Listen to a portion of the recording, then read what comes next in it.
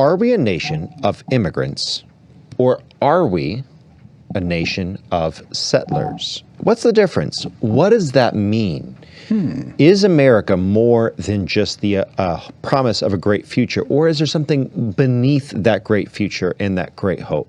We're going to talk about that. We're also going to talk about the history between Israel and Iran, and we've got some fun trivia today with Nicki Knows Facts. Stick around for that, and of course, if you're following along with us, The Great Divorce, Chapter 12, we'll be getting into it. So, welcome to Further Every Day.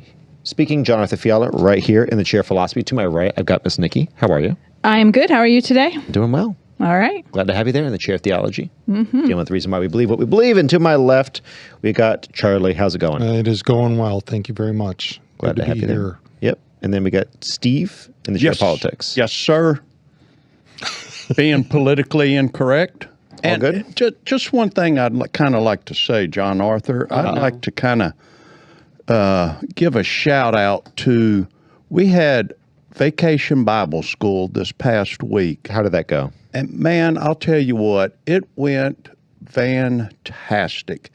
And the ladies that did the work on that for Vacation Bible School, Miss Eva and Miss Christie, did an absolute marvelous job at that. And I just wanted to give a shout out to them because they worked their selves to the bone and yes, and they did a marvelous job at it, and the kids were just so excited and had such a good time. Well done. Support your local VBS crew. Amen. Yes. They are doing God's work. Watch out for child evangelism. I think it can cause some confusion, some questions, but as a product of it, that I believe was a sincere conversion, I believe it can do a lot of good stuff, and a big believer in it.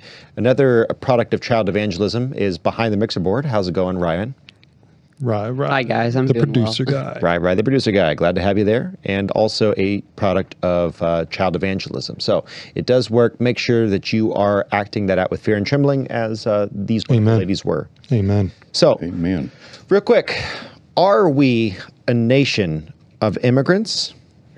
We've heard that question. We've heard that phrase used over and over again this last week during the riots. Overused. And I think it's incorrect. I agree. I have completely agree with you. I've used it before, and I've come to the realization, no, we're not a nation of immigrants. Because if we're just a nation of immigrants, somebody was here before us. Someone was here before us, and they were just a nation. So the nation no longer means anything. What was the purpose for the European settlement of America? Yes, we killed a lot of Indians, 90% by accident, okay? It's just because, and I say by accident, honestly, they had it coming. The Black Plague took out a third of Europe. The poor Indians who were here, and I say poor in the sense of tragedy, got hit with the Black Plague and all these other, typhoid, influenza, whatever. They got hit late. It was coming for everyone. It was only a matter of time. It was delayed. It's sad. It's horrible. But 90% of the casualties for Native Americans was, in fact, not by the sword or the musket ball, but it was instead by disease that had already ravaged Europe. Europe had recovered, Europe spread, and that happened. So before people say that, America was built on genocide, I'm sorry, that's just factually incorrect. And moving on, we settled this continent. So I wanted to take a moment to come back to our series on historical documents, and a founding one that I think is very short but very interesting and very, very much worth our time is the Mayflower Compact. Mr. Producer, if you could put up slide number 1 for me, please.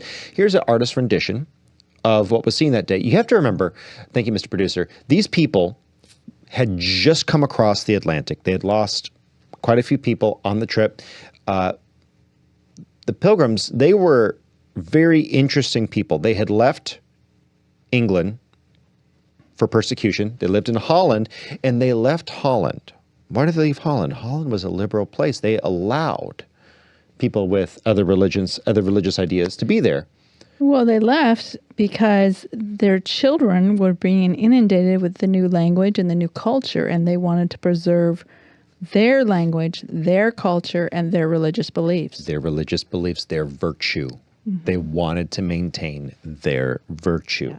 And what they saw was a liberal European blight upon the spiritual atmosphere in Holland. So what did they do? They said, okay, we're going to sign up for a charter and we're going to go across, and we're even going to do this under the King of England. We're going to go across and we're going to plant a new colony on this new world so that we could live freely, worship freely, and our children will not be contaminated by the ideas, the liberal ideas of Europe.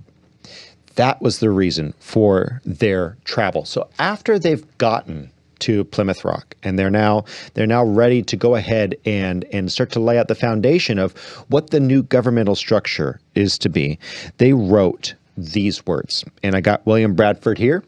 In the name of God, amen. We whose names are underwritten, the loyal subjects of our dread sovereign, Lord King James, by the grace of God of Great Britain, France, and Ireland, King and defender of the faith, etc., having undertaken for the glory of God and the advancement of the Christian faith, and the honor of our king and country, a voyage to plant the first colony in the northern parts of Virginia. Interesting. Does this sound like an atheistic or an agnostic or a deistic interpretation of their purpose? No. What was the context? Why was America settled? Why did we start? There were really two. There was Jamestown and there was Plymouth. Jamestown was for king, country, sword, money. Why was Plymouth settled? Well, let's continue to read a little bit more, and I think we'll have a better understanding. Next cut, Mr. Producer, if you would, sir. Do by these presents solemnly and mutually in the presence of God and one another covenant and combine ourselves together into a body politic for our better ordering and preservation and furtherance of ends aforesaid, and by virtue hereof do enact, constitute, and frame such just and equal laws, ordinances, acts, constitutions, and officers from time to time, as shall be thought most meet and convenient for the general good of the colony, unto which we promise all due submission and obedience. Sounds like a tight purpose, a tight goal. It's not whimsical. They see it. They see it. And, going back to the issue of the Indians and all, I was just thinking there's a lot of benefit that happened between both.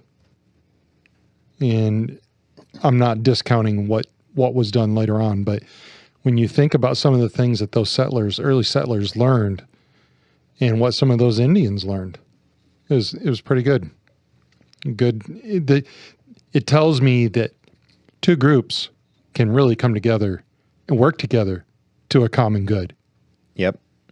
And the spirit of peace that came to Plymouth Rock, that really came from a group of people who wanted to settle a new nation, not because they were a group of immigrants seeking something. No, they didn't immigrate into anything. No. They came to settle. Why? Was it for this idea of just a brighter future? No, it was more than that. It was more than just a brighter future. Was it for economic prosperity? Obviously not. Yeah. They lived in squalor, and many of them died in the coming winters. And then you have the story of Thanksgiving, which we'll cover. We'll cover some of that at that time of year. But what was the purpose of this new colony? Very, very clearly, if you understand the history and you understand what they wrote, they came here to build a nation, a colony, eventually became a nation that was set apart, free to worship, and was not contaminated by other ideals. That's going to be important in just a moment. And I want to use the word contamination very carefully here, because some people will assume a racial element to this. I'm talking about holiness. I'm talking about spiritual righteousness, about good versus evil. And even a little bit of evil can work into the good and destroy it. Okay? A moth hole if not darned and mended on a sweater, will eventually lose the sleeve or tear a huge rip in the side of the sweater. You have to fix the problem. You have to keep that evil, which cannot exist without the good. The hole in the sweater cannot exist without the sweater. And that really, not that we're going to segue into it, but that statement right there permeates this whole broadcast today. It really does. What's the purpose Yeah. of maintaining the good thing? Yep. The good thing is a new thing. It is a new nation that is focused, and I want your input. It's focused on providing a place for holiness and righteousness to flourish. If you allow that to be diluted, it could be very bad. Yes. So one of the things that we are missing here that's important is that when they went to Holland, they saw the influences that they didn't want, so they left. So when you come to America and you're not willing to settle, but yet you want to, it's like coming here and raising your Mexican flag. I'm glad you're proud to be Mexican. My daughter-in-law is Mexican. She's very proud of it, and I support her in that. But this is America, and our flag flies first. And they realized they couldn't fly the Holland flag first. So that tells you something right there. I think that it's important to bring out when you go to a new place like that, a new country like that, who did they feel that the responsibility was on to be a part of that society? It was on them. Yes. It was on them not to the assimilate to what they were, That's right. not the other way around. Right. And if people would just take a moment and really think through that, I mean, how many of us would like it if somebody marched into our home and said, "Hey, we're camping out. Oh, and here's how it's going to be." Right. Not going to happen. Not in my home, you're not. That's right. So when we're studying this, think of this is really twofold. It's them realizing I can't fly the Holland flag first. I have to fly my flag. So therefore, I need to leave so I can fly my flag first. So I can live righteously under new principles and ordinances that they laid out. I don't have a problem personally with remembering your culture, Absolutely not. but don't make it Your make it the personality. thing. Don't Yeah. make it your personality, and don't make it something that you need to trample ours with. And we're going to get to that. Benjamin Franklin had some thoughts on that, but I want to get to the next cut, Mr. Producer, number 4, please. In witness thereof, we have hereunto subscribed our names at Cape Cod on the 11th of November in the reign of our sovereign Lord King James of England, France, and Ireland, and the 18th, and of Scotland, the 54th, in the year of our Lord, Anno Domini 1620. So, 1620, an important year. In the year of our Lord, again, by the way, just until 5 minutes ago, we said in the year of our Lord. I said before Christ. Now it's before Common Era. Screw that. Oh, Common Era. man. Golly. I'm No sorry. way. Before what created the Common Era? Hello? Anyway, Hello? you can run from it, but whatever. Hold up. It's just dumb. You got it. Thank you, Mr. Producer. Better late than never. So, to Charlie's point, these people are building a new world because they cannot continue to live righteously under King James. They can't live righteously under Holland. So now they come to this new world and they build this new thing with a specific set of principles. And we see, look, we're not under the Mayflower Compact today. That's not why we're bringing this out. But we wanted to say, what was the founding document for one of the two founding towns in what ultimately became the country and actually did influence our forefathers? And I want to talk about what our founding fathers thought about immigration, because they were pro-immigration, okay? Do not misunderstand me. They were pro-immigration by definition. However, there were strong caveats, and I want to hear what what Benjamin Franklin had to say. Before we get to the presidents, I want to hear what Benjamin Franklin had to say about this. And this is cut number 5, Mr. Producer. Benjamin Franklin said, and since the detachments of English from Britain sent to America will have their place and home soon supplied and increase so largely here, why should the Palatine Boers be suffered to swarm into our settlements? Ooh, he sounds very MAGA-ish. And by herding together, establish their language and manners to the exclusion of ours.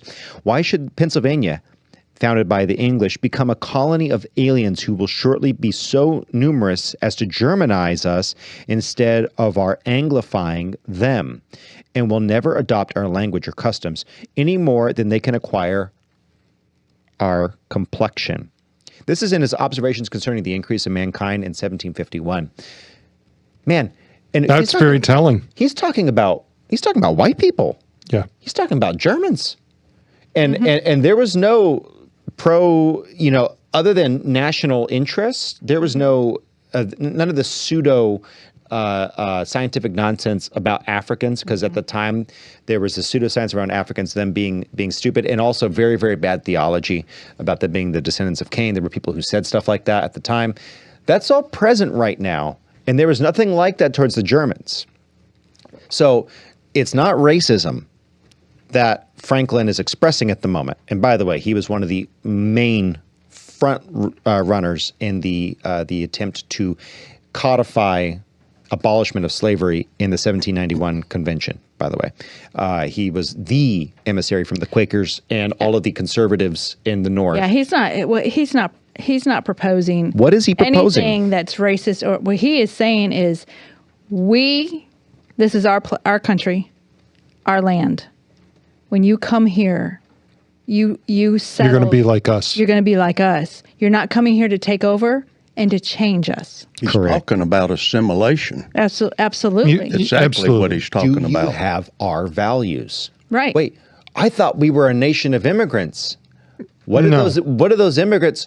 No, that's a very new and very poor look on history. It's a very ignorant look on history. We are not a nation of immigrants. We are a nation who has been very kind to immigrants and should continue to be, under the auspices that you change when you come in.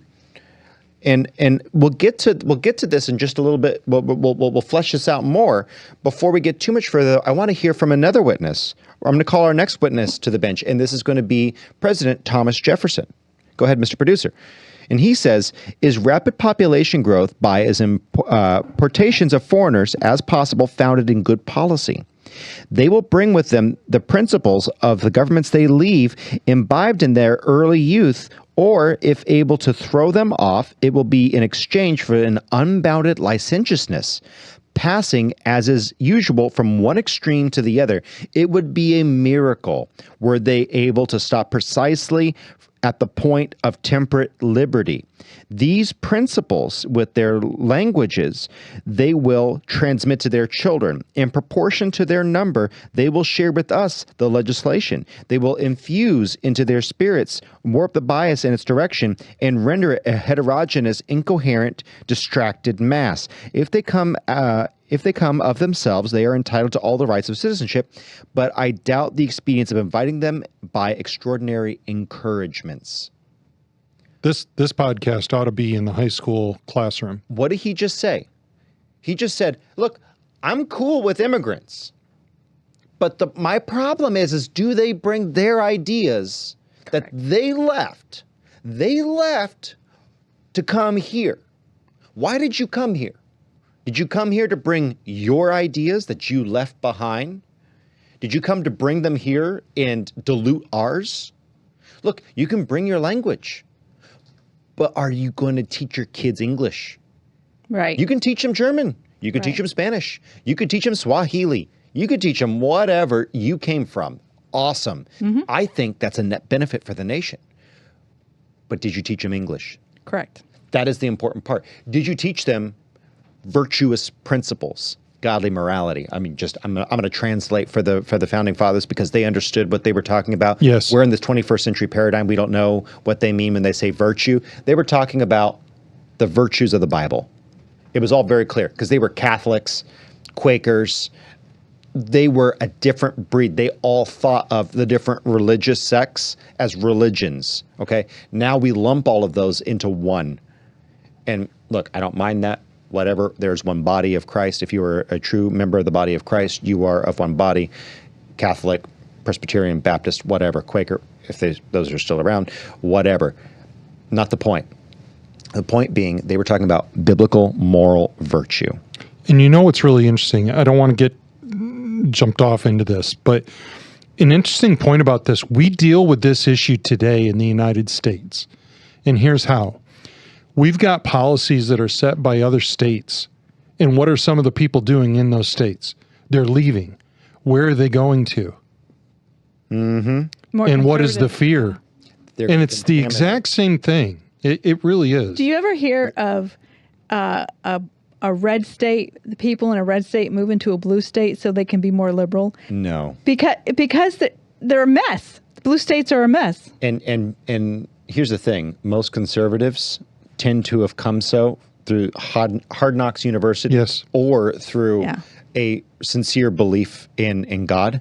Yeah. And I think it's really bad. By the way, and I'm going to say this with a room full of boomers.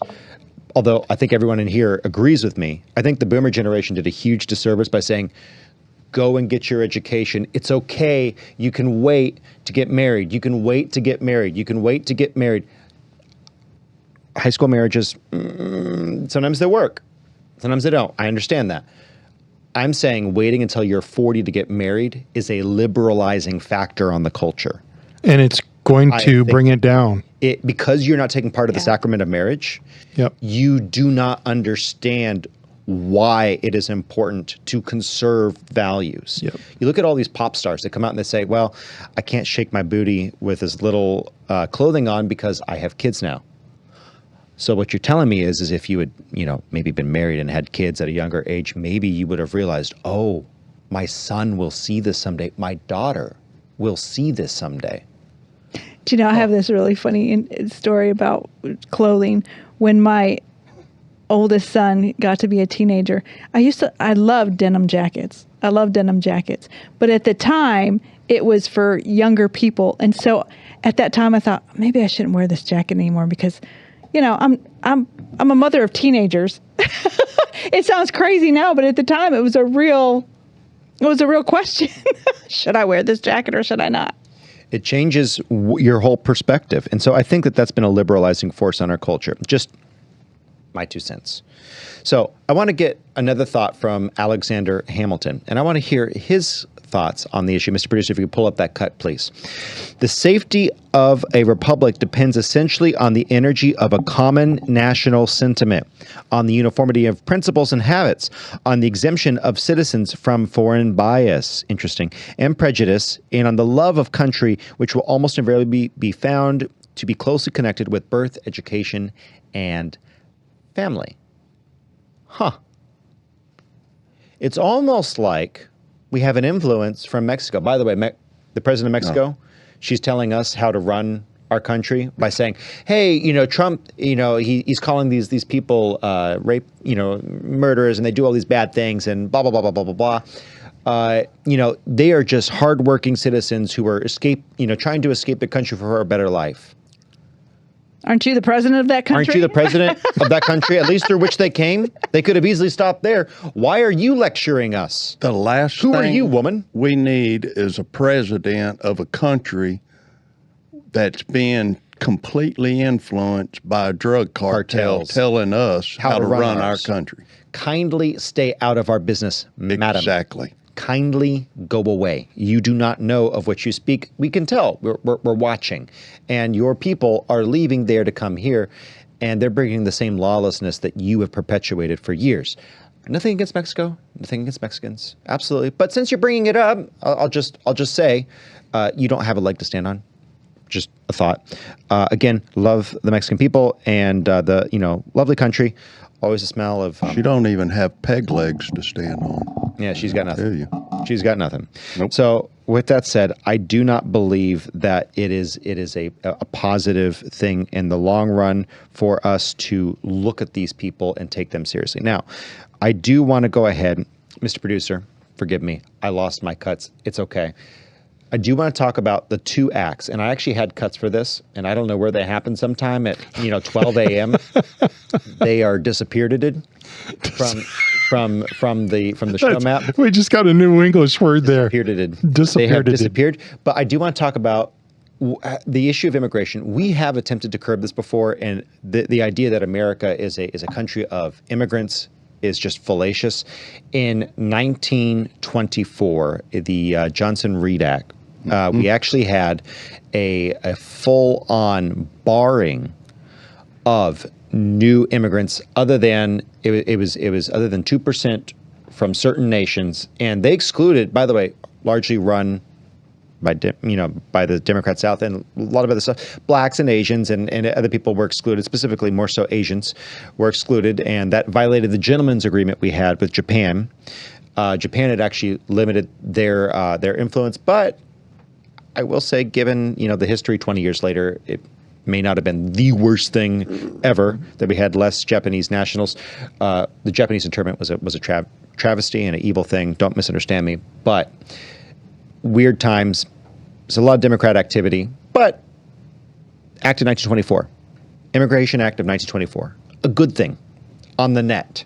Maybe not done in a righteous way, but on the net, there were good things that occurred. And what I mean by that is we limited the amount of people coming in, the Irish, the Italians. What was happening with the Irish and the Italians in the teens? In the 20s? There's a lot of fighting, wasn't there? A lot of fighting, a lot of gang violence. Yes. And those are white people. Okay, Yeah. I'm just saying. Yeah. I'm saying it was about white people who did not have our values. Okay, as someone who is Italian by descent, my name's Fiala. Okay, so The did not Irish have. and Italians were big time mafia folks, Yes, they man. were. They fought each other, and so to slow that down, and they also halted completely any Asian immigration. Probably a bad thing. Okay, that was a bad thing. I think it had some benefits when it came to fighting Japan later on. But by accident, even bad things can have a good result. The net result is we slowed immigration down, took out 80% of it, and these people were able to slowly assimilate. Not against immigration. I'm very much against immigration without assimilation. 1964. So sorry, or 65. Sorry, I do not have this slide, but the Hart-Celler Act reversed all of this, and it absolutely opened the floodgates. LBJ. Why do you think LBJ would be interested in rampant immigration? Because that's the Democratic way, is to get those votes. Let me promise you this and let me promise you that. And You're importing votes. That's what Joe Yeah. Biden did over the last 4 Yeah, years. that's- Yep. And I'm not entirely sure he did it. Well, it's been a long-term ploy. Look, 1965, they had just lost the Civil Rights War, the battle. They had just lost that. And boy, And so- that's a great point right there. So what do they start doing? They Yep. start to woo the black populace with specifically black women. They want black men out of the home because they want to degrade and destroy the nuclear family. Then they want to import as many people as possible from as many walks of life with benefits to hand out at the expense of those who've already immigrated. Yeah. And that is the ploy. Look, I had this conversation with my mom. I said I was going to do this on air. So I held this. My mom and I had a debate last night. We were talking about this. We were kind of going over what I was researching and pulling out. And she goes, "We should stop immigration." I said, "Look, I have no problem with.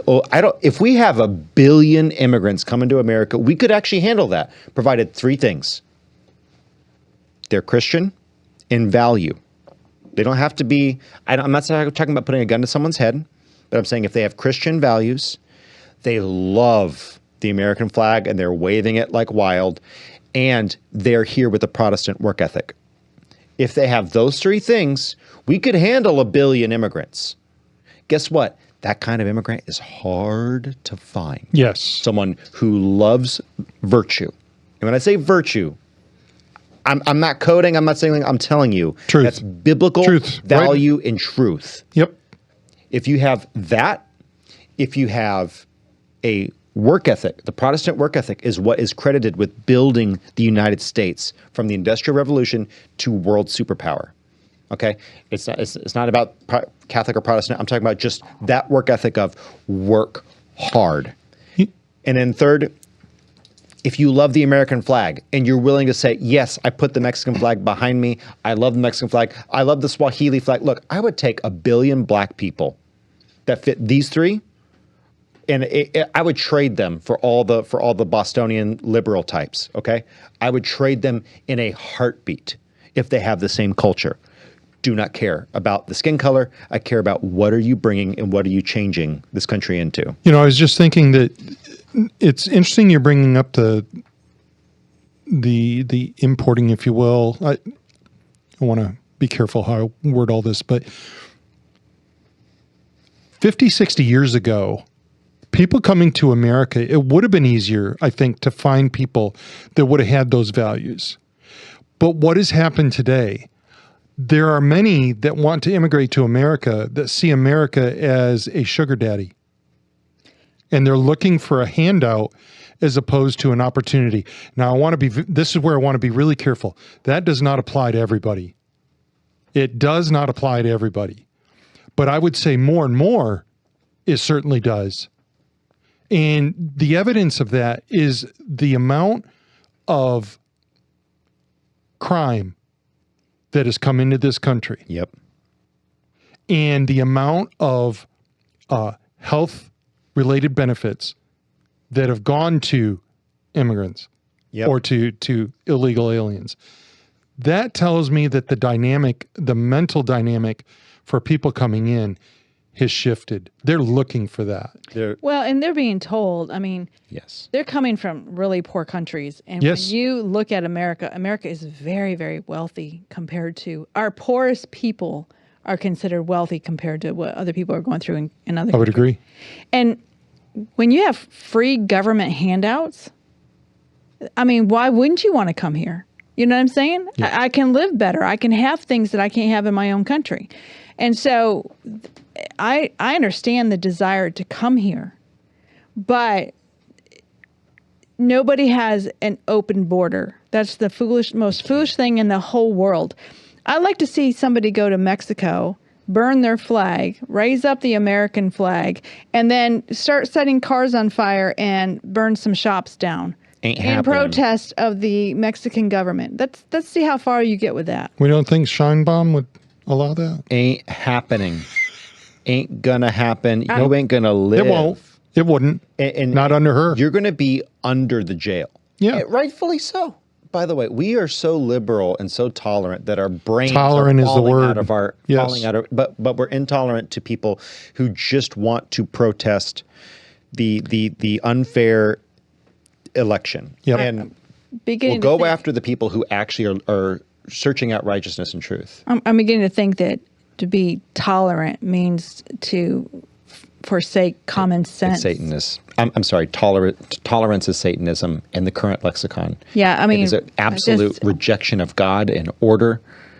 Yeah, it's a kind of a cover up.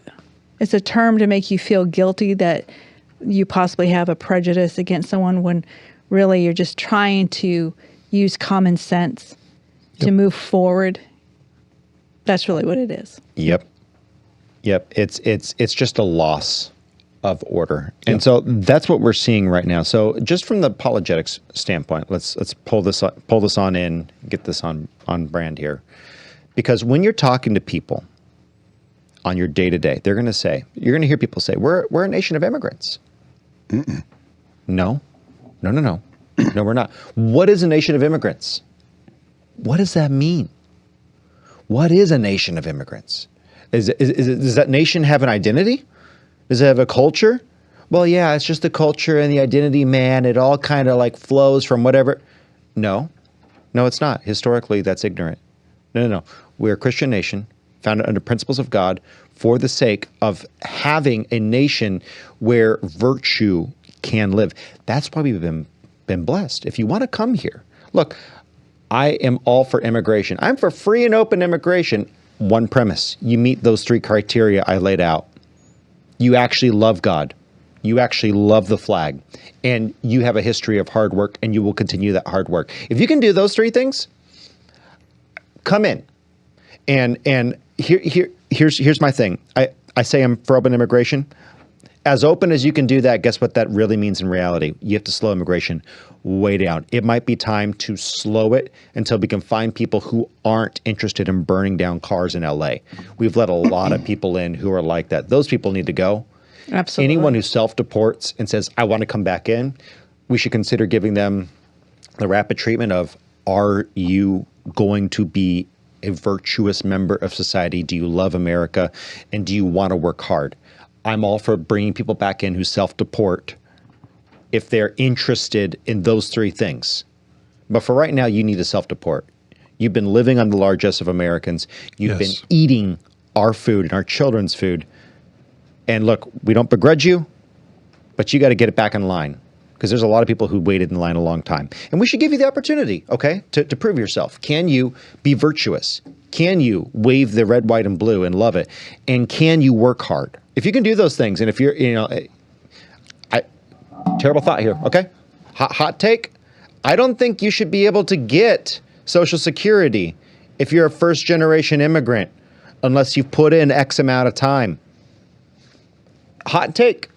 I'm sorry. If you moved in here when you were 60, you probably moved from a socialist nation. Guessing here. Guess what?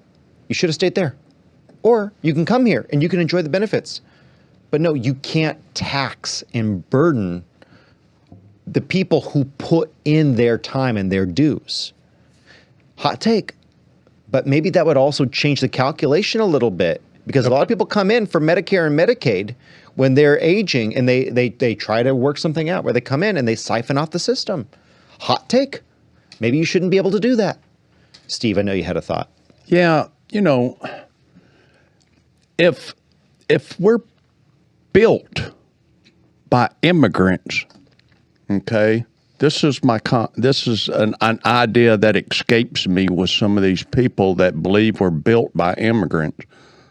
Then why is it the country pays immigrants that are living off the government dole? Mm-hmm. If the country's built by immigrants, why are the immigrants living off the government dole? They mean the source of their power is You know built what I'm off saying? illegal immigrants. Settlers build a nation Yeah. so that people can live and produce a living. Correct.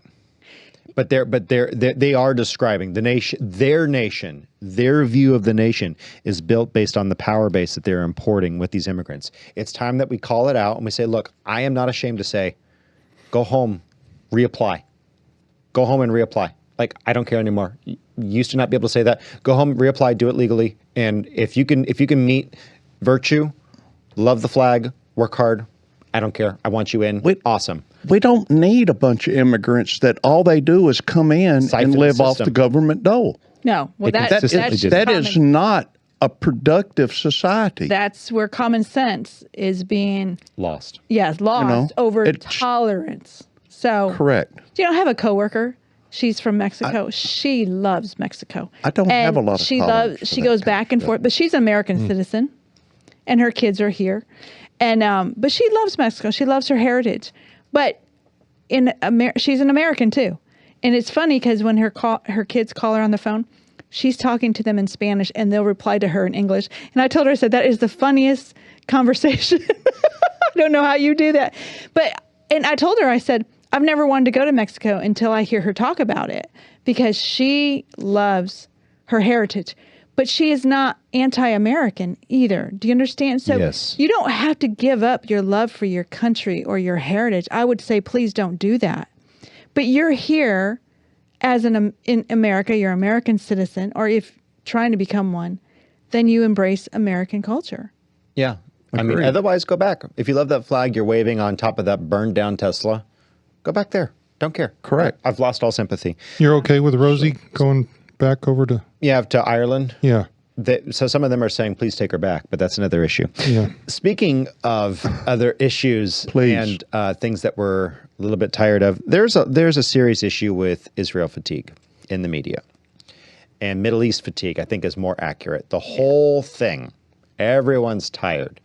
And I think this picture gets us to the crux of it. Mr. Producer, put it up there if you would. It's going to be cut number 9. Number 9. Yep.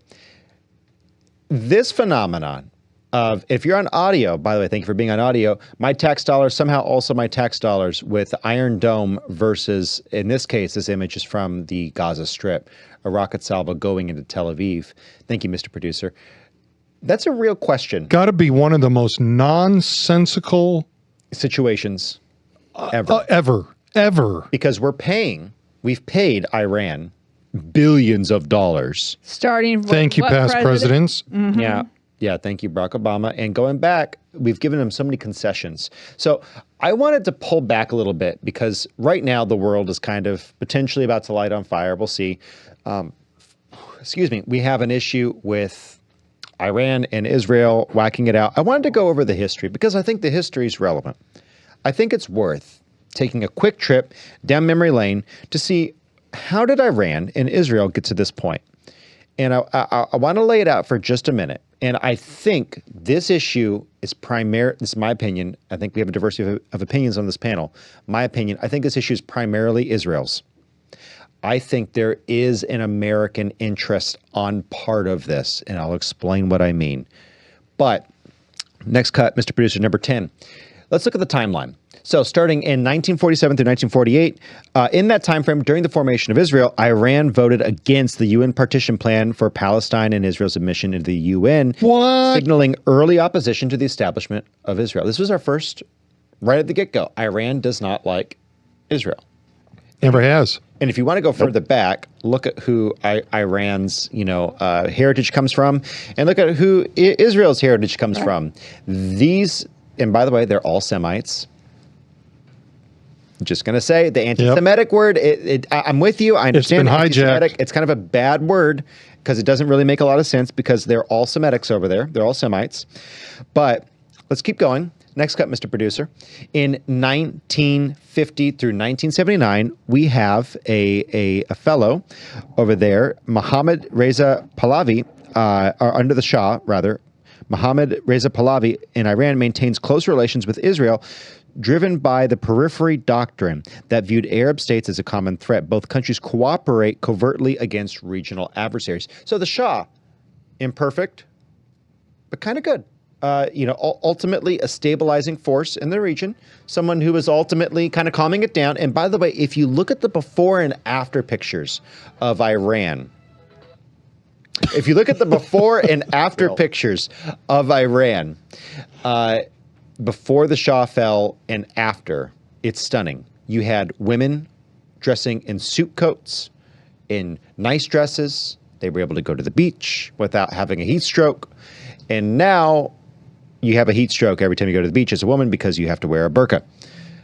I'm not going to make this a commentary about Islam and the purely oppressive nature of what Islam is versus the more westernized, although atheistic and secular, still westernized, benefiting from the part of the Enlightenment that could have only happened because of the Christian element. I'm not gonna make this a part of that.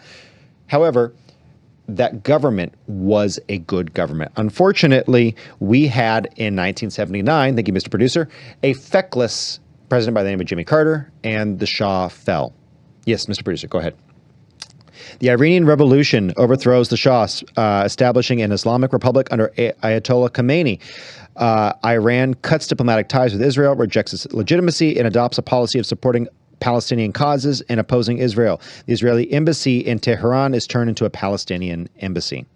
So this was a major shift in the Middle East. Huge. This is where, and y'all remember this. Yes, I do. It was a big deal. Yep. Oh, I wasn't around for the time, but the fall of the Shah was a big deal. Very much so. It was a blight on Americans because we didn't protect our allies. I think so. Our past presidents, we have had some really wingdingers. And before Joe Biden came along, I told Nicki numerous times that Jimmy Carter probably, in my opinion, was the worst president this country has ever seen. And I don't say that as a means of hating on Jimmy Carter. I think Jimmy Carter had a heart that was good. He meant well. He really did. But well, I'm Keep going. I'm a person that gives the benefit of the doubt. I know. You're so But sweet. when it comes to policy, he was absolutely the worst. And this is where I'm going with this. It was under him that those hostages were taken. Yep. It was under him. Yep. And we wanted him to do something to rescue them out of there. And he couldn't do it. And when he did, it failed miserably. miserably. And to me, that was bad there. And then you add in what happened with Joe Biden. I mean, we're giving money to Iran. We're shipping it over there to them. That was Barack Obama. Well, but yes, Biden was involved in that, yes. It's one of those things that you look at. That slide was perfect. Yep. We're paying for a war, and we don't even know which side we're on. And we continue to pay into it. Yes. So, and look, this is where I come to. I understand the people who say we should stop funding anyone in the Middle East because we continue to. It's like a dog that has messed the tile floor in the mudroom, and they continue to move around and around. Yep. Stop feeding it and clean up the mess, and then stop feeding it until you take it out, because we just keep throwing food into that pen, and it just gets more gross. I'm just saying, I understand that philosophy. Yeah. I get it. So 1982, Mr. Producer, Israel invades Lebanon and expels the Palestinian Liberation Organization, PLO. Iran supports the formation of Hezbollah, a Lebanese Shia military, to resist Israel's occupation. This marks the beginning of Iran's proxy strategy against Israel. Ever since then, the Iranians got really smart. Yep. They started working with other people to keep their hands clean. Israel's just a lot better at this. The Mossad just knocks people off. And look, you can have that. We can have that conversation about the Mossad and the CIA. And someone in the comments. By the way, if you're one of our regular listeners, hundreds of thousands of downloads on Apple Podcast or Spotify, anywhere you can find podcasts. Thank you for that. On YouTube, Rumble, thank you guys for being there. If you are one of our regular listeners and you haven't picked up on this yet, we are on PSB at DLive, DLive, Rumble, and Vaughn.live every week, Sunday, 1 to 3 p.m. Central Standard Time, God's time zone. Someone dropped this. They said the Shah was a CIA plant. Look, guys, whether it's the Shah, whether it's the stuff that Mossad did, there's a lot of that. There's a lot of these regime changes and regime building escapades that have gone on in the Middle East. Let me be very clear. I think everyone on this panel is not interested in that. Amen. That is not what we're saying. But I do think a bunker buster down one or two of these throats of these enriching facilities would be a good idea. But I'll make that case. If you'll bear with me, we'll make that case. And I think it's a good case that America does have some interest in Iran not having fissionable nuclear material. I do believe there's an issue there. But keep going, Mr. Producer. Next cut. Iran trains and arms Hezbollah in 1985 through 2000, which engages in low-level conflict with Israel in the southern Lebanon region, particularly over the disputed Sheba Farms region after Israel's withdrawal in 2000. And that's the time frame that Steve and I would hear, and Nicki and I we'd listen to all the Hezbollah stories coming out. It started before that, but it really ramped up at that time. Mm-hmm. Yeah. And you got to note something.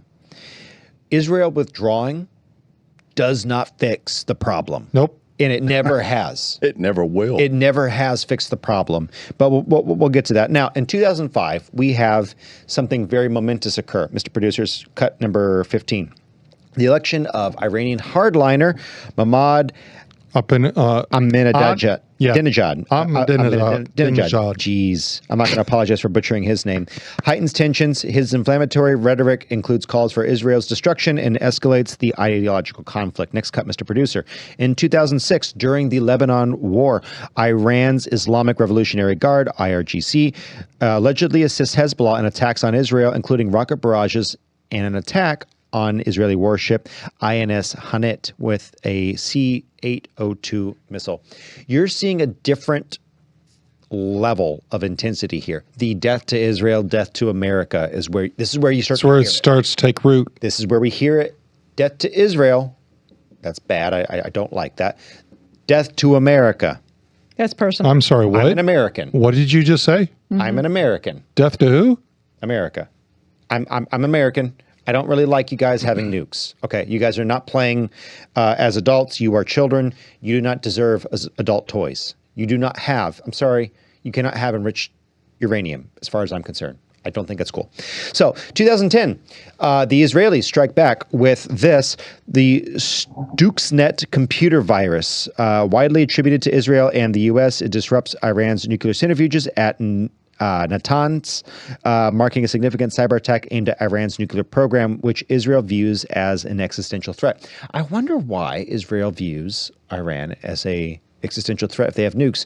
Maybe because they say death to Israel all the time? And did we just see a whole bunch of rockets barrage right into Tel Aviv? Okay. I'm not shilling for Jews, but I'm just saying, like, they kind of have a national right to say, you keep launching rockets. There's a meme of, and I sent this to Mr. Producer, of the cats, and there's one cat sitting there and the other cat's hitting it over the head over and over and over again. And it does this for about 60 hits as each one of these rocket strikes is listed out. And then finally, October 7th, and Israel responds back. That's kind of what we're looking at here. I think they've been remarkably patient. They have not always been righteous, Israel. I'm just going to say this. They haven't always acted in the best way. I kind of don't blame them. They've kind of been hit over and over again, and they have people trying to kill them. So we could sit here in Monday Morning Quarterback on the other side of the Atlantic. And by the way, I think it's fine to criticize Israel. I really do. But they still kind of have a right to exist. When George W. Bush was in office, and the Iranian leader that you just had on there, the belief system was they believed in the Antichrist also. And they thought to bring the Antichrist to fruition was to destroy Israel. And of course, they couldn't destroy Israel unless they destroyed America first, because America was protecting Israel. But I remember watching that on the news, that his belief was he had to destroy Israel to bring in the Antichrist, which was their savior. He was of that religious belief. That was what was reported when he was in office. That's why when Israel hears that, of course they're going to see it as puts them on edge. Absolutely. Yeah. Absolutely. So this is where Israel starts to get a little bit more personal. And here's the thing. I think that this is a good thing that they've done this. And I'll explain why in just a moment. But in 2010 through 2012, you saw the absolute murking of, thank you, Mr. Producer, go and throw it up, of Iranian scientists. Several Iranian nuclear scientists were assassinated, including, Masoud al-Mahdi, Majid Shahari in November 2010, and Mustafa Ahmad Rashan. Ahmadi Rashan. There you go. Yeah. Ahmadi Rashan in 2012. Okay, pretty sure the Jews did this, okay? And you have all three of them there in order from closest to furthest. So here's why I say I think this is a good thing. Thank you, Mr. Producer. I think this is a good thing because these guys are clearly involved in what will be the murder of millions of sovereign nation citizens, Israel. Right now, murking free instead of starting a land war, that sounds like a really good trade-off to me. Mm-hmm. Okay? They could have sent rockets into Iran. Instead, they're trying to avert that. They're trying to make it clear, hey, we don't particularly like this. So I'm not making excuses for any war crimes that have occurred during Gaza. I'm not making excuses for the way October 7th wasn't addressed for hours until after the massacre had occurred. I'm not dealing with that today. I'm saying, look at the history coming up to this. And I think we're going to have some interesting insight, I hope, by the end of this. So in 2011, Mr. Producer, next cut, an explosion at an Iranian missile base kills 17, including General Hassan Tehrani Moghadam, a key figure in Iran's missile program. Suspicions of Israeli involvement persist, although it cannot be officially verified. They have it labeled as an accident. So more of these covert operations. Do you notice how these are avoiding civilian targets so far? Something weird is going on. I think it's a good weird, Mr. Producer. I think it's a good weird. I think we want to avoid civilians and ultimately hit those who are involved in the planned destruction of a whole nation. I think it's a good thing. Also, by the way, our nation, death to America. And believe it or not, there have been multiple attempts to do bad things by Iran here in the States. They would love to do it. In fact, President Trump's assassination, question mark, don't know. It's been alluded to. It could have potentially been Iran partially involved in that. We don't really know much about that, We don't know much about that. It's kind of funny. I would like to know more.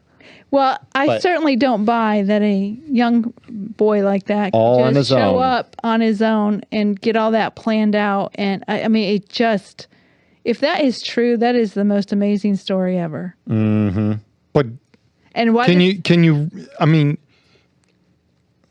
be an atheist all you want. What's the chances that he turns his head At that moment? I agree. Absolutely. I agree, Absolutely. but keep going. Let's keep going. Go ahead. In 2012, Mr. Producer, go ahead.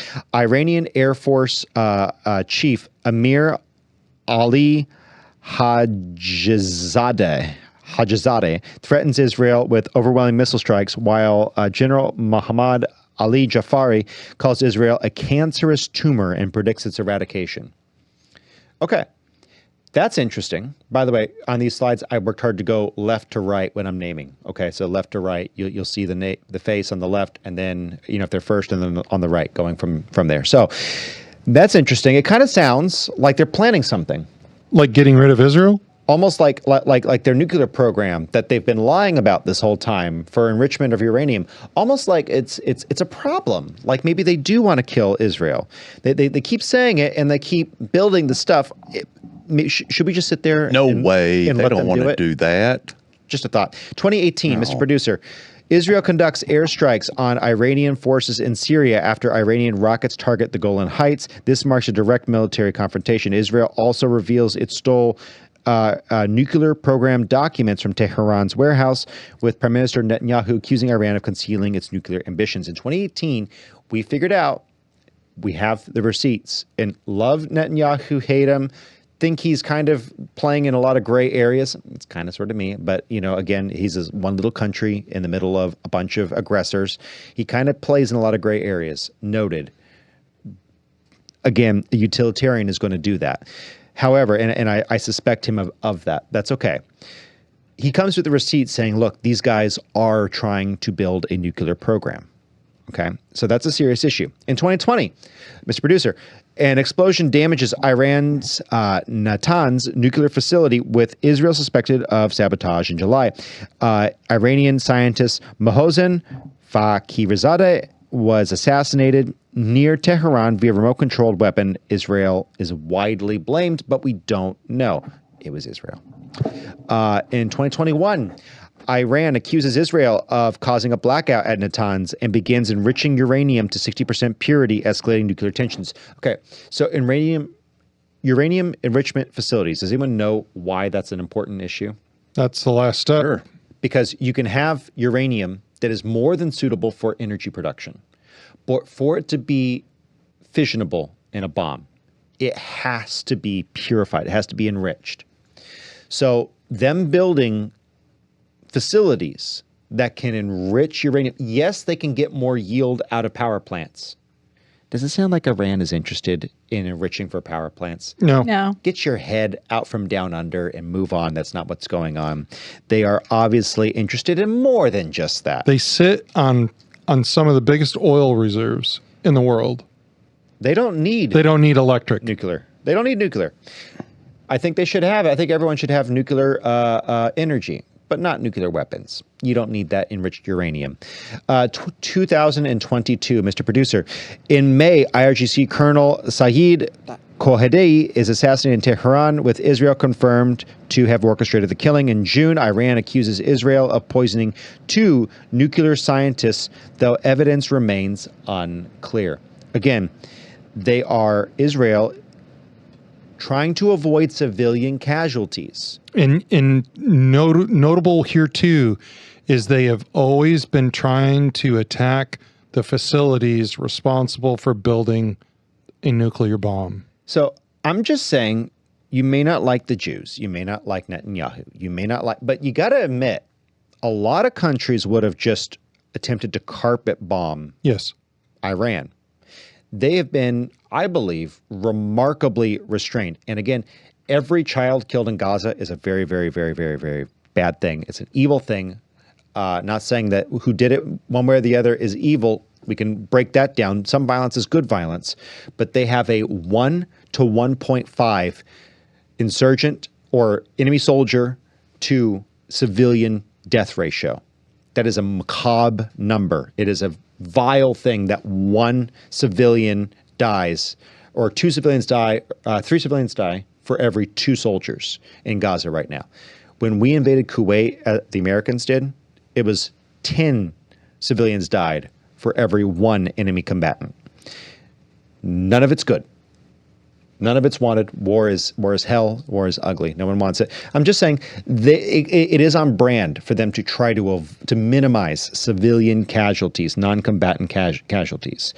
So again, you can have questions. You can criticize Israel, but I think you have to give them a moment. They're trying. They're trying to limit this. In 2023, what do we have, Mr. Producer? But October 7th, Hamas, backed by Iran, launches a surprise attack on Israel, killing 1,200, taking 250 hostages, sparking the Israeli-Hamas war in Gaza. Iran denies direct involvement, but expresses support. Hezbollah and other Iranian proxies, including the Houthis, attack Israel in solidarity. These are all proxy states that are being funded by Iran. Look, you can have your questions about October 7th and about how it was done. How did the Mossad not know? You can have all these questions, and some of them I think are legitimate, and I think there is a real question that should be asked. There's an investigation that should be done. Have there been war crimes done in Gaza? 100%. There are documented war crimes that have been done in Gaza by Israelis. Bloodlust is a real thing on the battlefield. That happens. There are people who lost their best friend, and then they go commit an atrocity. That happens, okay? That's a real thing. Noted. However, anyone who said stop the war before Hamas released the 250 hostages is wrong. That's correct. They're either very naive that those people would be returned. I'm sorry if you're one of them. I disagree with you that Iran or Hamas in this case is going to somehow return these hostages without Israel exerting force. I'm sorry, it's not going to happen. Or you're either naive or you're on Iran's side or Hamas's side.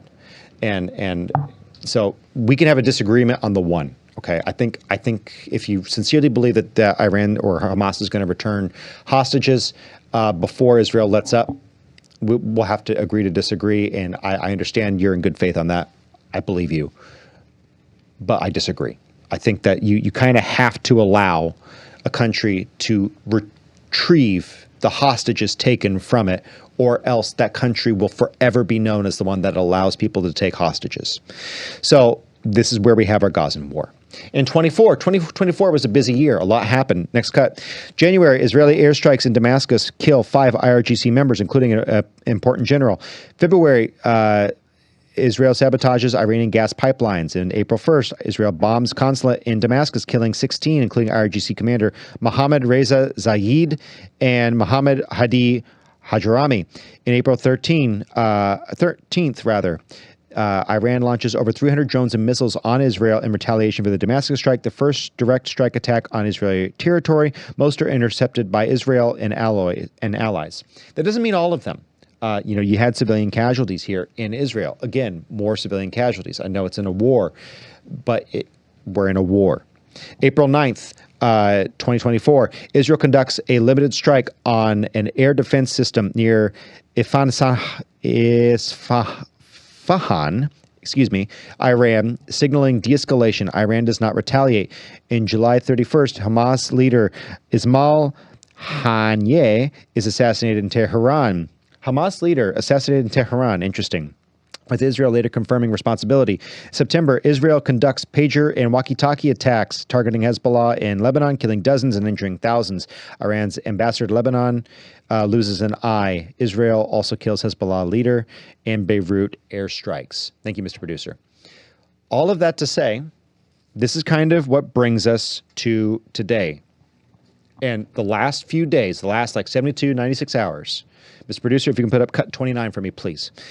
June 12th, the IAEI, a watchdog organization, declares Iran in violation of its nuclear obligations, escalating tensions. June 13th, Israel launches a major attack on Tehran, targeting nuclear and military facilities, killing IRGC head Hossein Salami, Armed Forces Chief of Staff Mohammad Bagheri, and prominent nuclear scientists. Iran retaliates with missile and drone barrages, killing at least 2 in Israel and causing dozens of injuries. Iran reports 78 deaths, mostly civilians, 320 wounded.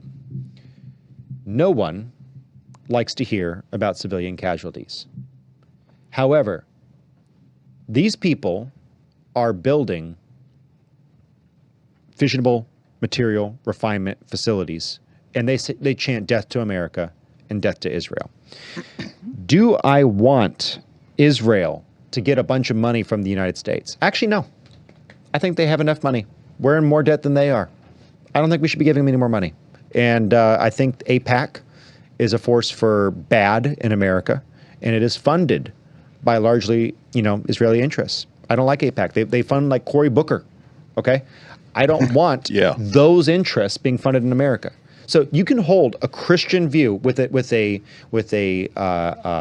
futurist, pre-trib, mid-trib, post-trib eschatology, you can believe that the Jews are God's people, and you can believe also, I don't want corrupt money going over there, but I also think that we should drop a couple bunker busters on Iran, because do you not think that they're going to attack America once they have fissionable material? And I think the important point on that statement right there is this: you don't need boots on the ground to do this.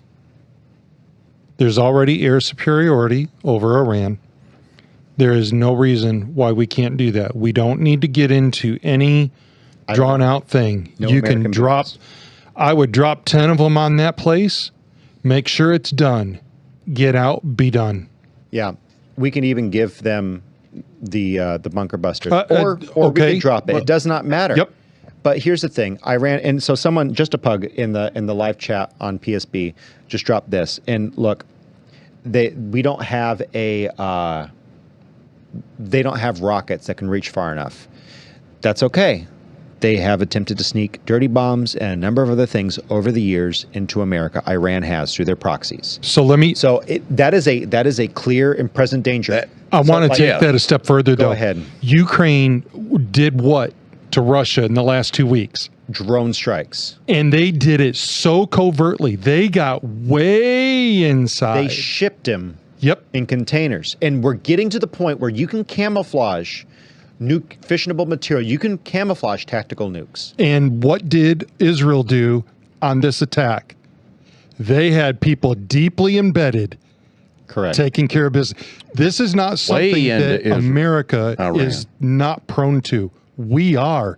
All you need is an open border. Hello? Is anyone home? Yep. So I don't want Americans fighting in this war. I think this is primarily between Israel and Iran. Yes. But I do think there is a little bit of American interest here. There's an ally. You may or may not like Israel, but I sure don't like Iran. I don't like Iran. I personally think Israel has a corrupting government that is getting more corrupt and has a lot of negative ties into the Democrat Party, into AIPAC, into a lot of garbage here in America. There are things that I do not like, okay, that I have questions about. You can hold that, and you can also say, wait a minute, I don't want Iran getting nukes. I don't want Iran getting nukes. And frankly, I also don't want to see Jews having to deal with rockets being shot into their population centers over and over and over again. Before you say two-state solution, that was Gaza. We tried that. Didn't work. We tried that. We tried a two-state solution. I was told over and over and over again as an elementary school and junior high student, when we get a two-state solution, that'll be the day. They funded Gaza. The UN funded Gaza. And then Gaza cut the water pipes out that we built, stuffed them full of gunpowder, and shot them at Israel. Okay? Two-state solution does not work. No bueno. But if we can have a strength through peace, if we can get through this with a minimal body count, but set up deterrence, I'm all for that. I am all for that, and I hope we can do that. I pray to God that we reduce the casualties. Yes.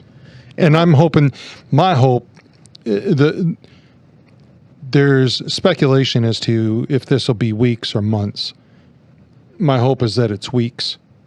And I think if Israel truly takes care of the facilities and the key people, And then knocks off. and then calls it good, I think. I think that would be the ideal. But you and I were talking about this, I think it was earlier in the week. I don't care. You just make sure you take those facilities out and be done with and it. be done with it. No more continuing. Let's just set a strong deterrence. Yep. And then let's leave it be, because they have done this over and over again. It's time that something happens. They've been swatting at Israel Yeah. for Quite a 40, bit. 50 years. Quite a bit. Over and over and over and over again. One little thing, one little brief spate, I think will set things in the right direction. And I really appreciate the difference between Biden and Trump. It's stark. And with Trump being very strong about this, saying, look, we'd be glad to do a deal with you. You can choose to work toward prosperity, or you can do this the hard way. And that interview with Brett Baer was very telling. Yep. And Trump made it very clear at that moment. We can do this the easy way, or we can do this the hard way, but you get to choose. Boy, that is great policy right there. So I hope President Trump manages a strength through peace Yes. solution through all of this. And, I think he's pushing Israel to do that. Yep. I hope we see an end to all of this nonsense. He's already called for an end, but I don't want it to end until those facilities are done. I don't want fissionable material in the Amen. hands of a nation that says death to America. Yep. I don't want that. And say death to Israel, too. So just let Israel do their thing. I think as long as we're watching, and we should be watching, we should be ready Yes. to critique. We should be ready to say, hey, that looks draconian. That looks like you did something wrong there. We should be able to say that. We should absolutely be able to say that. I think there's this thing, especially with evangelicals, they get concerned about criticizing the Israeli government. Yeah.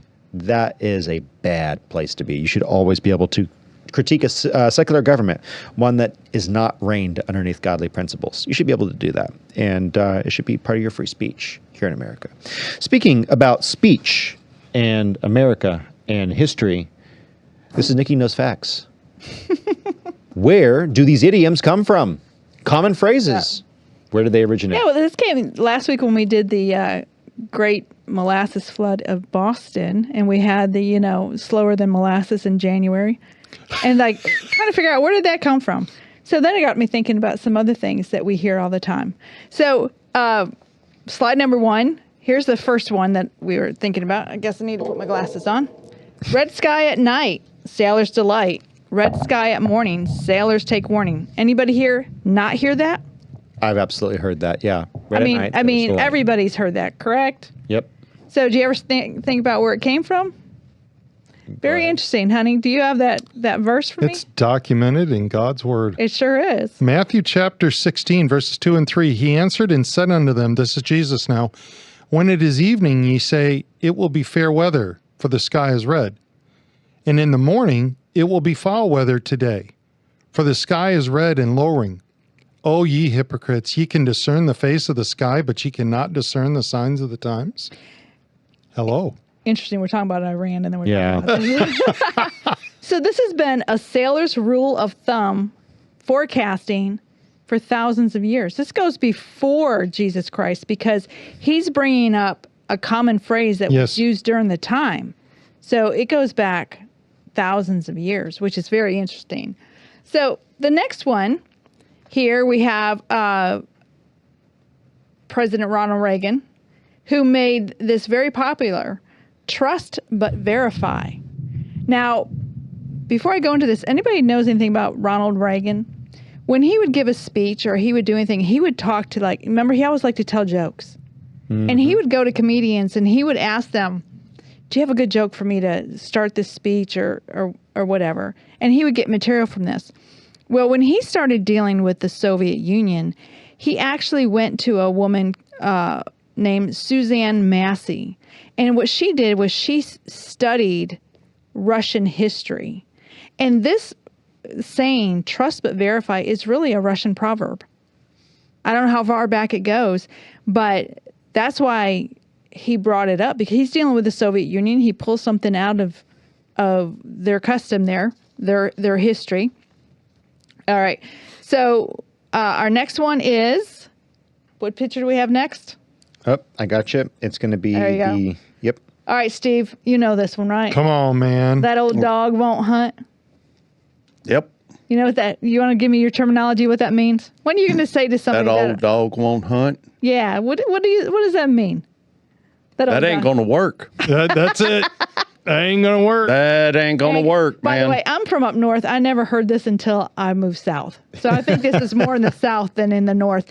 But anyway, do you know where that originates from? Is that cock won't fight. And it goes back to the 17th and 18th century when they We used to just do got a lot blown of. off YouTube now. They used to have cockfighting. Hey now. Well, now we don't It's a say Christian that. We show. don't have cockfighting. It's not, very common. It's behind the scenes. Good night, kids. No. But Yeah. the meaning is that focus, yes. It's a metaphor that plan or theory simply will not work. Well, It's- it is Father's Day. Yeah. Well, that rooster won't do his job. That dog won't hunt. It makes perfect sense. Yeah, it does. All right, so let's go to the next one. Not until the cows come home. This Now- one's a good one. How many times do you hear that? Yeah, not until the cows come home. Man, I've heard that. For, And you know- I can't tell you how long. Yeah, your whole life. Well, Yeah. it just means it's going to be a very long time, because Yes. they say when cows get out, they don't come back. Horse will come back, but cows won't come back. Cows don't come back. Cows don't come back. Now, I will tell you, though, my husband was raised on a dairy farm, and if a cow needs to be milked, It's really may interesting. come back. It wants to, yeah. And if a farmer was methodical, can I say it like that? And they were punctual. In other words, they milked at 6 in the morning and 6 at night. Yeah. I'm just giving that as an example. Those cows will. You put them out to pasture during the summer, they will come back. You'll start to see them come back at 5:30, standing in front of the barn waiting to get in. And these are milking cows. Milking cows. Jamin Mammy says her cows come back at 5 p.m. There you go. That tells you what time they milked. Yep. Yes. However, this term has been around back to the 1600s. It was first noticed in What? yes. There is a Beaumont and Fletcher play called The Scornful Lady. And it's stated in there, kiss till the cows come home. Oh, darling. Oh, that must have been a really saucy Can we- story. Man, Kiss to the cows come home. That must have been a Wow. saucy story back Wow. in the 1600s. Oh, my. Now, I'm going to move on to my mother's favorite Oh, this is a saying. great one. Get ready, Mr. Producer. Yes, here we go. I'm going to knock you into next week. I've used that one a few times Yes, myself. in the short term, it just means you're really on my nerves and I'm about to smack you. I've said that a few times. We are not promoting Yes. violence here. But you know what? It goes back to 1826. I didn't realize. I thought that was just my mother. I thought that my mother made that up because she was so frustrated. I'm going to knock you into next week. Had no idea that it had a history. So what was the 1826? It just Reference. said. It just said that's where the term Came up. originated. Was out of sometime in 1826 is when the term started being used on a regular Commonly basis. used. Knock you into next week. So I like the idiom, don't look at me in that tone of voice. Yes. yeah. Yes. My dad always used to say, all these kids and dogs are driving me up a wall. Yep. Yes, driving you up the wall. Yeah, driving. Did you ever see anybody drive up a wall? I just think about it. Haven't seen it. There was a 90s commercial for an RC car that could drive up the wall. Yeah.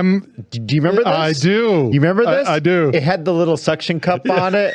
There's like this little rubber thing, and it could no. So it actually had the whole center of the car was a fan, and it had this like rubber seat that would suck it up to the wall. You could drive it up the wall. God help you when you got to the seat. That is so funny. Oh my God, that's funny. Those are good So- sayings. Yeah. Now, one saying that I used to say to my kids when I had two boys first, and then a few years later a third boy, but the two older boys used to argue and fight a lot.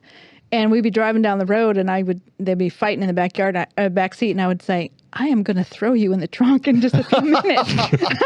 Now, mind you, my kids were never worried about being thrown in a trunk, and then we got a Suburban, and we didn't have a trunk, so that kind of... Well, we could throw them in the back. So here's one for my dad. As I say in Texas, oil well. Oh.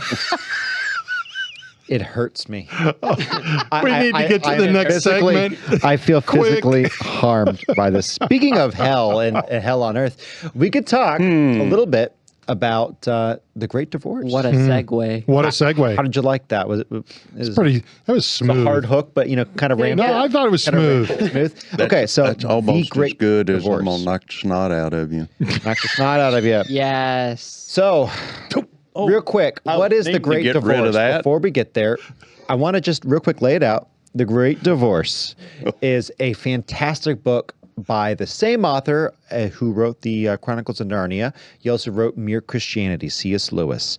Now, The Great Divorce is an allegorical. Throw me to the overview, slide 41. It's an allegorical representation of what would happen if heaven and hell or purgatory were not necessarily final, but in that time between life and death, if parole was available, and the God allowed the dissidents of hell or purgatory to come in holiday on the edges of heaven. Seeing the beauty and majesty, would they be wooed by the angelic and glorified representatives of heaven calling out to them? So we talked about near-death experiences, and we shared a couple in the last couple of weeks where folks are in that moment between life and death. The Bible says to be absent from the body is to be present with the Lord. However, how long until your spirit is absent from the body? How long before that silver cord is cut? As so many people see in these episodes of out-of-body experiences while they're on the operating table. Some people have full salvation moments while looking at their body. They're able to see and hear people say things in other rooms that they shouldn't be able to, all the while attached to their body via this silver cord. How long does that time frame exist? Now, C.S. Lewis plays with this idea in this book. And he says in his foreword, he takes great pains to say, this is not my view of heaven or hell. But what if?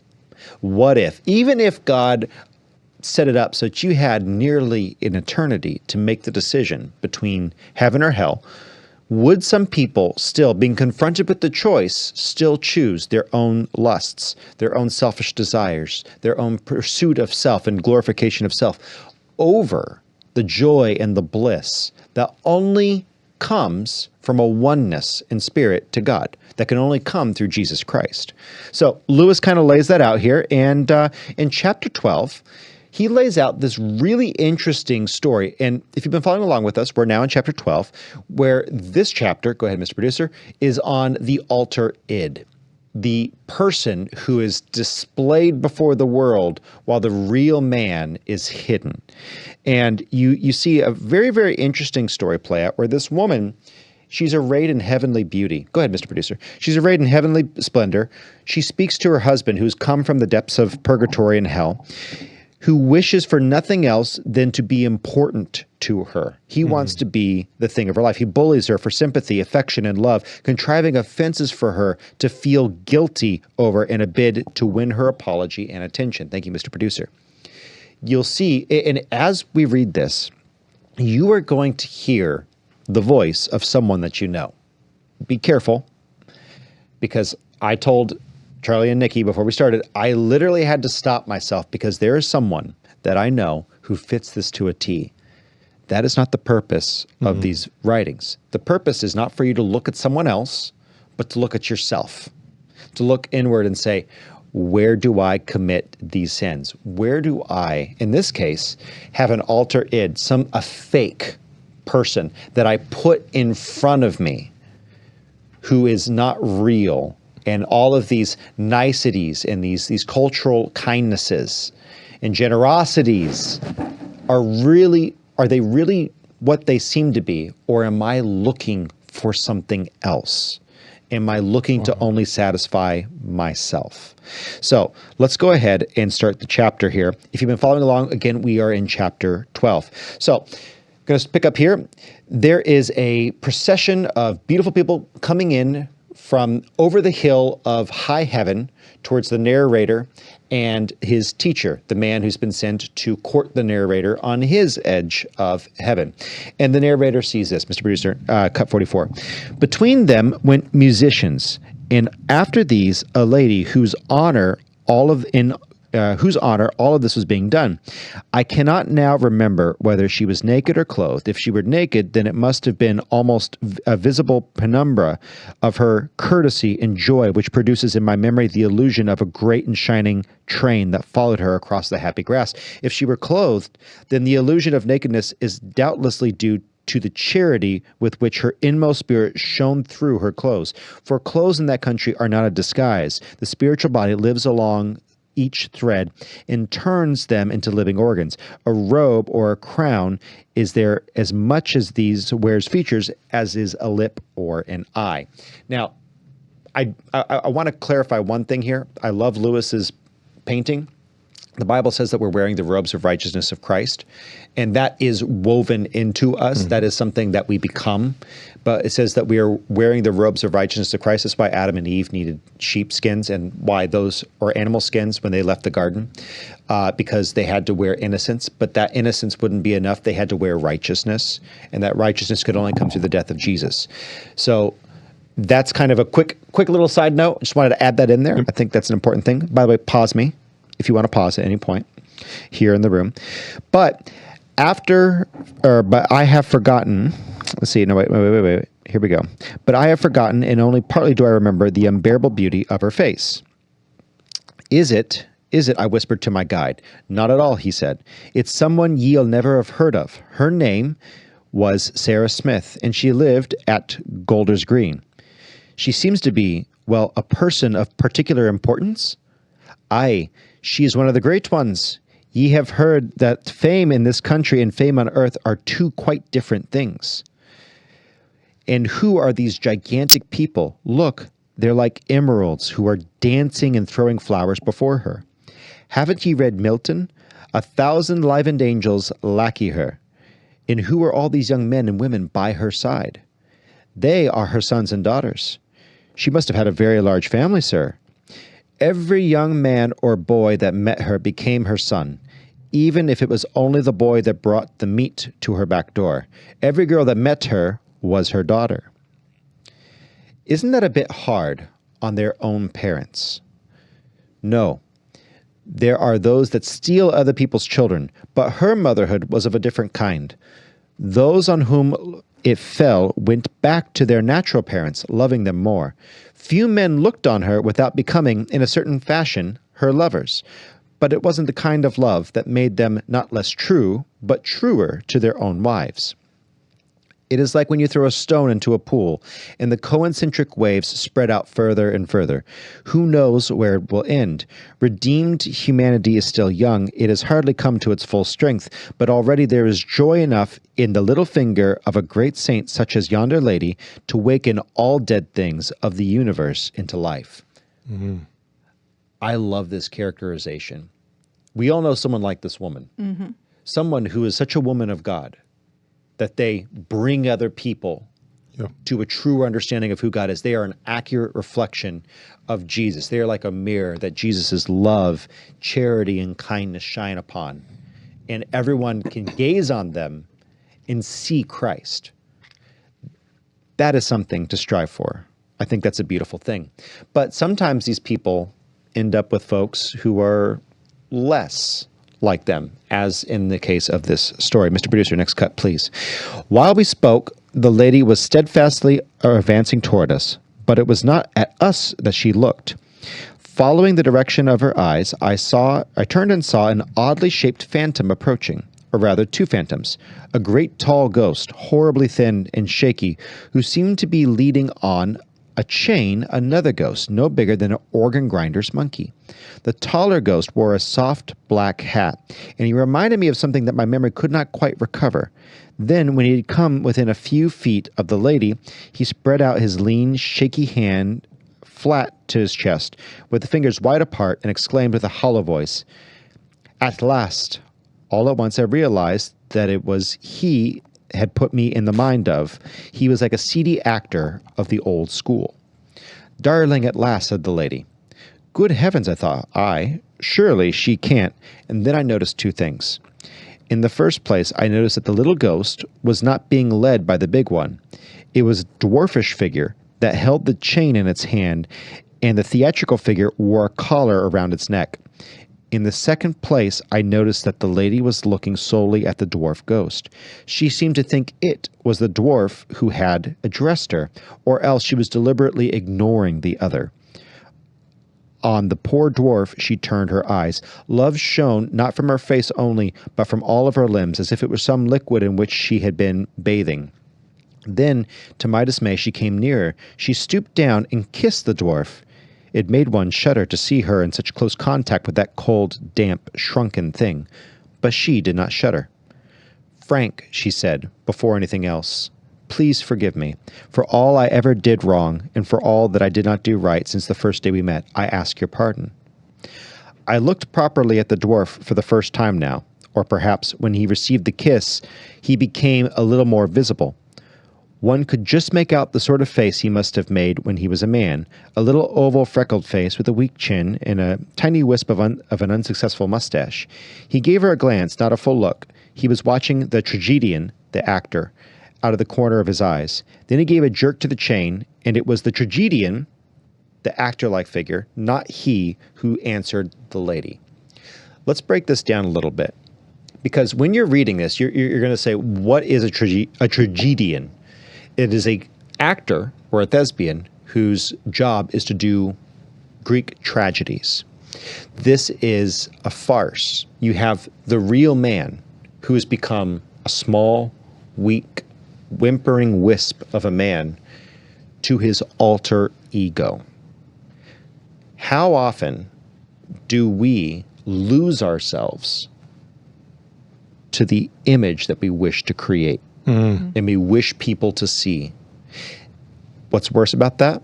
How do we cut ourselves off from God and from the ones that we love or supposedly love when we create this false facade that we put up in front of ourselves? That is what Lewis is attempting to articulate. And I think it's very, very fascinating. Next cut, Mr. Producer. There, said the tragedian, the actor. We'll say no more about it. We all make mistakes. With the words came over his features a ghastly contortion, which I think was meant for an indulgently playful smile. We'll say no more, he continued. It's not myself I'm thinking about, it's you. That is what has been continually on my mind all these years, the thought of you here alone, breaking your heart about me. But now, said the lady to the dwarf, you can set all that aright. Never think like that again. It's all over. Her beauty brightened so that I could hardly see anything else, and under that sweet compulsion, the dwarf really looked at her for the first time. For a second, I thought he was growing more like a man. He opened his mouth. He himself was about to speak this time, but oh, the disappointment when the words came. You missed me, he croaked in a small, bleeding voice. Yet even then she was not taken aback. Still the love and courtesy flowed from her. Dear, you will understand about that very soon, but today, what happened next gave me a shock. The dwarf and the tragedian spoke in unison, but not to her, but to one another. You'll notice, they warned each other, she hasn't answered our question. I realized then that they were the same person, or rather, that both were the remains of what had once been a person. The dwarf again rattled the chain. You miss me, said the tragedian to the lady, throwing a dreadfully theatrical tremor into his voice. Dear friend, said the lady, still attending exclusively to the dwarf, you may be happy about that and about everything else. Forget all about it forever. And really, for a moment, I thought the dwarf was going to obey, partly because the outliners of his face became a little cleaner, and partly because the invitation to all joy singing out of her whole being like a bird's song on an April evening seemed to me such that no creature could resist it. Then he hesitated, and then once more he and his accomplice spoke in unison. Of course it would be rather fine and magnanimous not to press the point, they said to one another. But can we be sure she'd notice? We've done these sorts of things before. There was a time we let her have the last stamp in the house to write to her mother, and said nothing, although she had known we had wanted to write to let her ourselves. We thought she'd remember and see how unselfish we'd been, but she never did. And there was a time, oh, lots of times. So the dwarf gave a shake to the chain and, "Look here," said the tragedian, "we've got to face this." He was using his manly bullying tone this time, the one for bringing women to their senses. This is where the truth comes forth. "Darling," said the lady to the dwarf, "there's nothing to face. You don't want me to have been miserable for misery's sake. You only think I must have been if I loved you. But if you'll only wait, you'll see that it isn't so." "Love," said the tragedian, striking his forehead with his hand, and then a few notes deeper. "Love, do you know the meaning of the word?" "How should I not? I am in love." "In love, do you not understand?" "Yes, I love truly." What do you think she's saying? She's in Christ. She's in the presence. She's known the presence of God, and so it's true love, not earthly love, but a heavenly spiritual love. I think one of the greatest disservices that we can do, especially as Christians, is we get on this bandwagon. Well, we just need to love one another. Well, yeah, we do, but don't forget that with Christ, you've got love. You also have justice. Mm-hmm. Yep. So you can't continue in this state. That's right. And so someone asked, wait, so there's going to be, this is a good bird. There's going to be narcissists in the afterlife. Ugh. That's the point of the great divorce. The divorce of humanity, one half from the other. Those who choose true love versus those who wish to hold on to what Lewis is describing here with this man who is this complex of a shriveled husk of what he used to be, what his true self is, yet he lives through this actor, this tragedy actor, tragedian. That is what Lewis is pointing at. There has to be justice if there's love. And if there's justice, there can be forgiveness for sins. There has to be recompense. Jesus took care of that. But then there also must be a change, one that we're not capable of making. And Lewis's thesis in this point, and I think it's a really good question. I want to bring this to the forefront because a good bird asked a really good question in the live chat. Why do we need a great divorce? Oh. Why do we need that? And this is not directly the question asked, but this is ultimately the crux where of it goes to. Are there going to be people like this in heaven? That's why it's heaven. They are not. They're confined somewhere else. That's why there's a difference. And I just keep going. I think I brought this up last week, and I want to state it one more time. This is a great detail, if you will, surrounding the rich man and Lazarus. Mm-hmm. Was it what was it that the rich man wanted? Go and tell my brothers, tell my family. No, they had Moses and the prophets, and they didn't listen.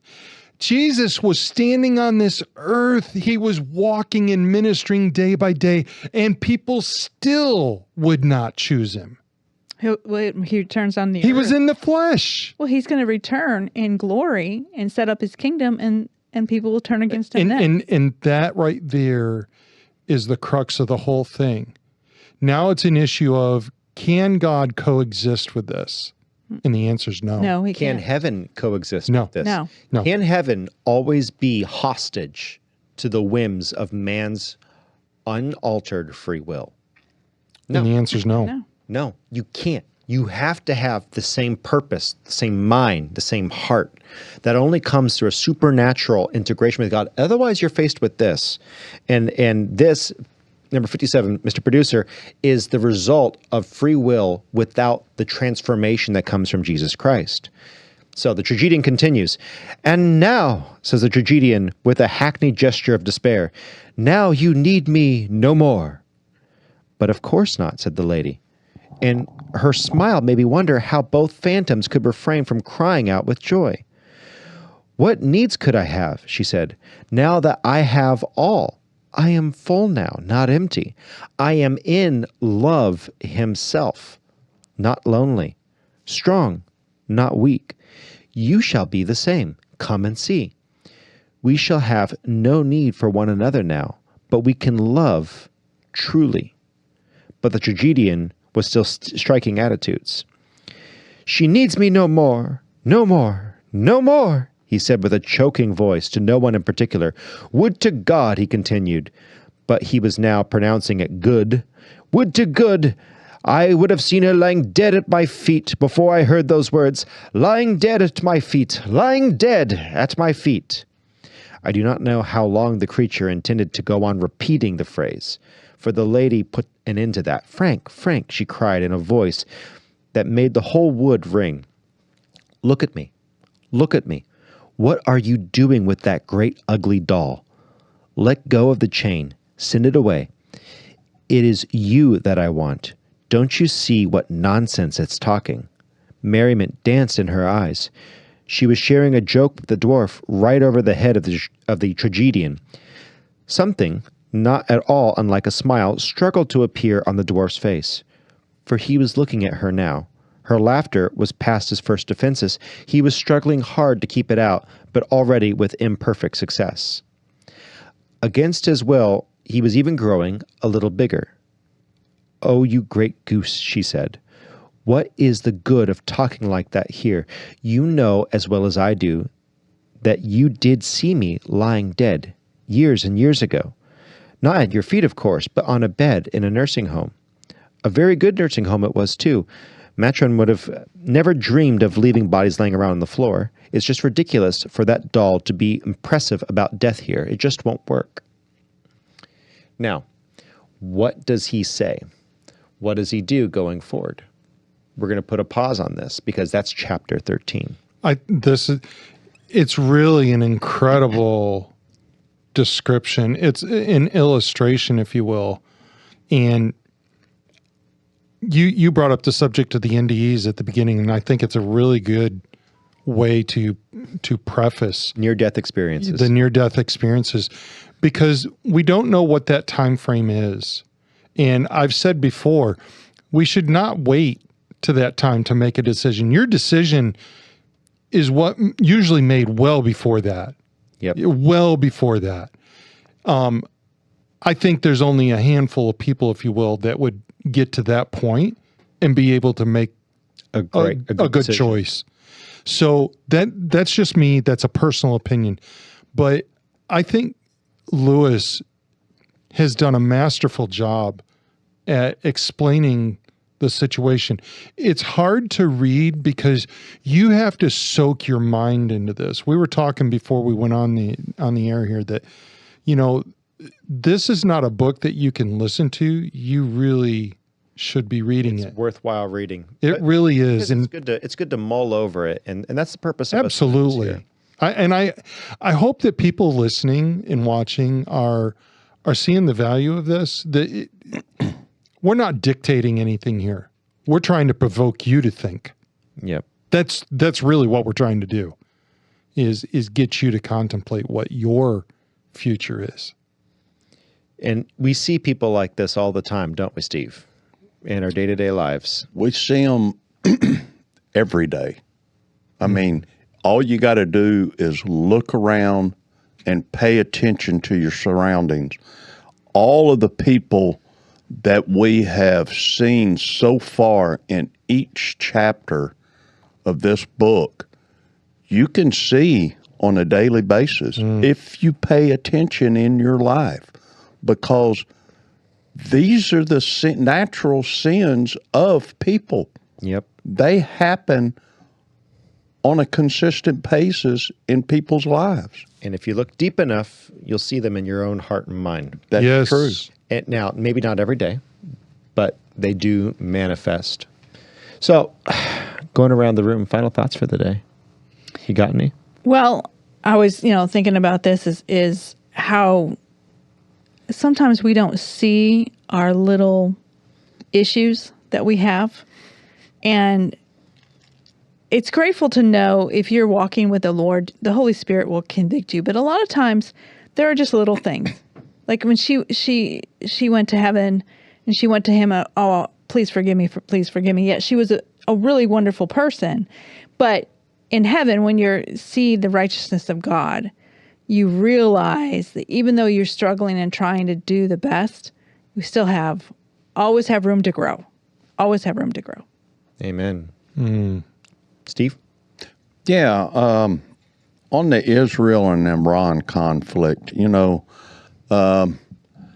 kind of like a kid in a schoolyard who's been dealing with a bunch of bullies. And,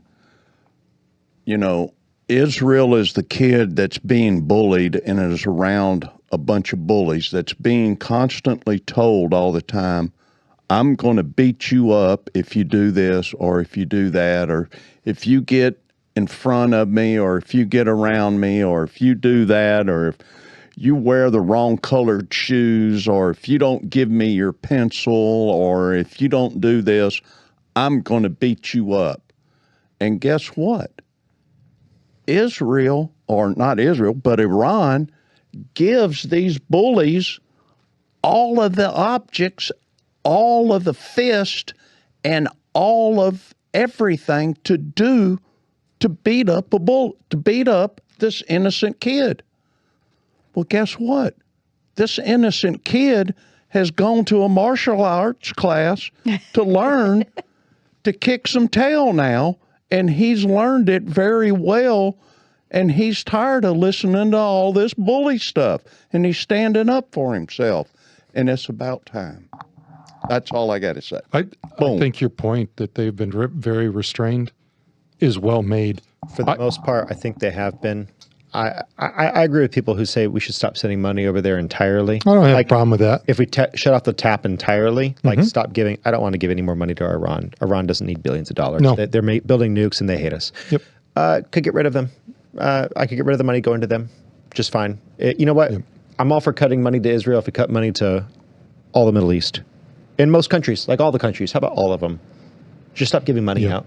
So, do you think this is going to be a regime change? Do you think there's going to be a new leader? Well, you've already had a mass exodus of the senior leadership. Well, a mass departure to hell, most of them. So, yeah. But what I would say is I would like us to not be involved. I do not want American boots on the ground. And we don't any of that. CIA propping up a person. I think we as a nation. No boots on the ground. We as a nation have just put way too much into the Middle East, and it's all been for naught. Trump's policy of I'm going to take care of you, I'm going to take care of you, I'm going to take care of you works really good. Yes. Let's continue that policy. Yep. I think the one thing I would like to go back to is where we started today, and that is with the issue of assimilation into America. Mm-hmm. You want to come, you need to support the values of America. Yep. And maybe do a little history work if you have to do that. But to come in and ransack the system, maybe that's strong. But to come in and take advantage of so many things, that's wrong. Because eventually what's going to happen is you're going to lose that. And then where do you go? Because there is no place after America. And I need to be careful here. Don't mistake that for meaning I'm thinking that America is the greatest thing since sliced bread. It's pretty doggone good. Actually, I'll say this. I'll say the British occupation of all these smaller nations is the fourth greatest thing to happen on this planet. America is the third greatest thing to happen on this planet. Creation was the second greatest thing to happen on this planet, and Jesus Christ dying. And the only reason I say colonization from Brits is number 4. Yep. Do you want to know why I say that? I'd like to hear it. Because a lot of evil stuff happened during colonization. Noted. Remember we talked about there are things you can have. 2 things can be true at once. Colonial Brits did some evil crap. After the colonial Brits came through, who came in? Pastors, priests, nuns, missionaries, Christians, Christianity. Look at every place that was colonized. Look at the ones that still have the British influence. They're thriving. Look at the ones that killed the British influence. They're dying. Look at the ones that were never colonized, like Ethiopia. They're still a bleep hole. The British Empire was the fourth greatest thing to ever happen to this world, for one reason only: the light of the gospel. However imperfectly, however streaming through like through a screen or a sieve, it came. Partly because of the British Empire. Then I have to put the Roman Empire behind that. Okay, American Empire, and we are an empire. We are the nicest empire that has ever lived, ever, entirely. Nice to being almost a foolish. Yeah. Like, who allows Japan and Germany to continue to live? Now, have we done everything right? Absolutely not. There have been many failures in America. But why is America so good? Because she has brought the gospel with her wherever she's gone. Yep. And that's the only reason America is good. Because it was founded on gospel principles. It was founded on Christian values, Christian morality, and the idea of providing a place that was safe, that allowed people to have freedom, liberty in Christ. And that definition of liberty in Christ, is pretty much what America has always stood for. That's why America is the third greatest thing behind creation and in Jesus. So don't tear down America, because the reason they want to is they want to tear down that principle. Yep. So I just wanted to add that to what No, you were that's saying. good. I appreciate that. I will add on to the immigration. If you're here illegally, or if you're a student here and you are protesting against our government and burning our flags, you are automatically Go home. Rouse. Go get home. out of here. I just don't. You're not to be here. Rouse. Because you clearly don't support the values of America. That's right. I don't know how you can think that you can come into our country. I don't care if you're here for a student visa or not, and that you have a right to protest our government. You don't. And can we clarify just a little bit here? If you're out there burning cars and burning buildings and assaulting officers, you should unequivocally be shipped out. You don't even get a trial. No. Well, no, here's the thing. So everyone who's been shipped out has gotten a trial. And They have. What's so annoying about the whole They've gotten their due Colombia process. Yeah. The whole fellow who was shipped off to Venezuela, and those simp Democrats who went down there with him, they said, "Oh, he didn't have his due process." In the court proceedings, the what proceedings? You said. Did you say court? There was court. Oh, huh? What? Oh, he had his proceedings. You just don't think that he should be treated like he's a non-citizen because you want him to vote. Got it. Oh. Got it. Oh. No, thank you. So that is the serious dilemma that we have is are we a nation that is founded with principles, or are we this nation of immigrants? And so I'll kind of hook that in. Are we a nation of immigrants? Just to tie today off with a bow. Are we a nation of immigrants, or are we a nation of settlers? Settlers. We're a nation of settlers. We settled this nation in 1620 for the reasons of freedom of religion, but in a environment that we could raise children to have virtue and morals. That's why America was founded. That's why we came here. That's why we built this nation. And we built this nation. And like Benjamin Franklin said, look, should they all come over in hordes? He's talking about the Germans, by the way. He says, should they all come over in hordes so that Pennsylvania, a colony populated and built by the English, should it be overrun with Germans who do not accept the culture, the doctrines, the faith, the understanding, so they don't even want to learn our language? So why would we let Germans come in?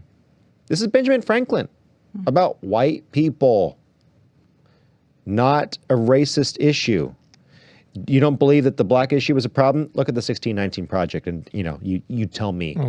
So by your own metric, dear left, by your own metric, it wasn't about black or white or about race. It was about cultural values, about worldview. Can you have a country, as Alexander Hamilton said, that is of a heterogeneous set of views? Can you have that?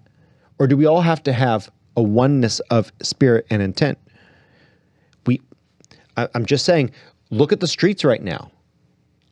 Look at the fact that we just had a parade, not a pride parade, with man boobies hanging out that are inflated with silicone on the White House lawn. Not that, one honoring the military personnel of the United States of America, and it happens to be Trump's birthday. But we couldn't even agree on that as a nation, whereas 15 years ago, we would have all agreed, look, we love America. Why don't we agree on that? Maybe it's the influx of immigrants. Not so much. It's really the influx of this Marxist idea. Yep. It's really Germanic, Yep. Eastern, European side of the Enlightenment, the Eastern side of the Enlightenment, the European ideas of blood, soil, and flag, as opposed to God being the exterior source of human value. All right? When you align yourself with that, you can change what the blood, the soil, and the flag say is right. If God is the arbitrator and the arbiter, the one who's actually the ruler by which we measure, he's the golden kilogram or whatever it is in the UK. If he's the metric that we are all using, the standard, then we have to abide by that. Truth is set. It's constant. There are people, however, who will go this life and into the next pushing for their own truth. They will say that the truth is relative. Ooh. As I jokingly texted Mr. Producer this morning, he jokingly sent back, he said, oh, but truth is relative. And I said, no, you mispronounce. Truth is my relative. His name is Jesus Christ. Truth is my relative by blood, his blood. If we understand that, we can go forward with everything else. It'll fall in, whether it's Israel, whether it's these riots. We need to stand firm on truth. Mm-hmm. You can do so in love. You can do so kindly, but it needs to be in truth. With that said, we love you so much. We got nothing else for you. You have a wonderful week. I'm kidding. I got one last thing for you. One last thing for you. Going around the room. We haven't done this on PSB. Tell us in the chat your answer, and I'm going to get the in-room answer. What is your favorite flavor of ice cream? Oh. It's been a while since we've done this. Has it changed? What is your favorite flavor of ice cream? Well, it's vanilla. Still vanilla. Charlie. So when we say flavor, are we talking like Bluebell where you've got the... Yes. It could be a brand. Yeah, It could be okay. a brand and a flavor. It's Bluebell Millennium Crunch. Millennium Crunch. So for Easily. those of you who aren't in the South, Bluebell is a Texas we cry for you. We're sorry. It's a very, very good company. And it's worth every penny that we pay for it. It's a little expensive. My favorite flavor Yeah. is Bluebell. Which one? Which one? That's not a flavor. That's a brand. What's your flavor? Or it's all- Bluebell. anything Bluebell you like. Got it. It's Bluebell. Just Bluebell. All right, John, That's our- it, Just man. everything. Yeah, Mr. Producer, I'll eat it at any kind. the ice cream cake was okay. Did you like it at all? It was okay. So what would be your favorite flavor if you liked ice cream? Chocolate. Chocolate. Oh my gosh. Okay, so it was chocolate. All right, what do we get on So the I've what do we got get on the response? Chocolate, vanilla bean, vanilla Ooh, pecan vanilla bean. and pralines. Oh, Chocolate marshmallow, blueberry. You know Mint what? chocolate You know what? chip. That's hard. Blueberry. You're making me think about cheating on my favorite, which is Yeah. strawberry cheesecake. yeah. Strawberry cheesecake's mine. Strawberry cheesecake's mine. Moose tracks. Oh, I hate to think about Caramel? what moose tracks are. Moose tracks. Well, it depends on which moose is in the track. Anyway, butter pecan, vanilla bean. It's great. Let's see. Moose tracks, pralines, mint chocolate Yeah. chip. Yeah. Yeah, I think those are all pretty dang good. German chocolate. A good German chocolate is hard to beat. But I still got to say, guys, blueberry, I have not tried a blueberry. I know Bluebell makes one. I want to try Yes. blueberry now. Not me. Because strawberry cheesecake is my absolute favorite. If you want to like strawberry cheesecake ice cream from Bluebell or Tillamook. Tillamook makes a killer. Those should be outlawed. so- Those aren't. No. Tillamook? No. You don't like Tillamook? No. You're just a snob. I love you. Chocolate with peanut butter. Okay. Peanut butter and bacon milkshake Yeah. from Sonic. Peanut butter and bacon milkshake from Sonic. I never heard If of if your Sonic does it, it is the most amazing salty sweet thing you will ever try. They actually blend. Now the bacon is like super overbaked. So it crunches. And so it's like having salty bacon in your peanut butter. Oh my gosh. I'll just add some eggs and we'll call it breakfast. So continue Dan down Apple, you've got to in save the us. comment section.